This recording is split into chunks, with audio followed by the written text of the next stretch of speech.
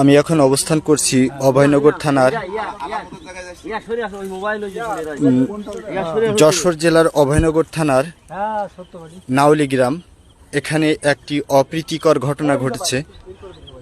এই নাউলি গ্রামের হাবিবুর রহমান শেখের ছোট ছেলে হাসান শেখ, তাকে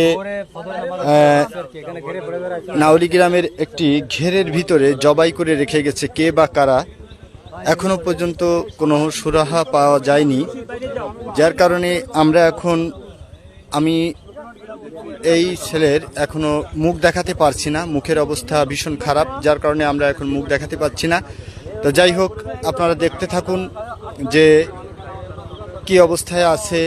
বর্তমান অবস্থা এখন সে নাউলি গ্রামের চৌরাস্তার পাশে একটি ঘেরের ভিতরেই অবস্থান করছে। এখানে আছে এলাকার জনগণ, সাধারণ জনগণ, প্রশাসনের লোক, সিআইডি, ডিএসবি সহ আমাদের এই এই নাউলি গ্রামের মেম্বার, সাবেক মেম্বার উজ্জ্বল, তিনিও আছেন দেখা যাচ্ছে।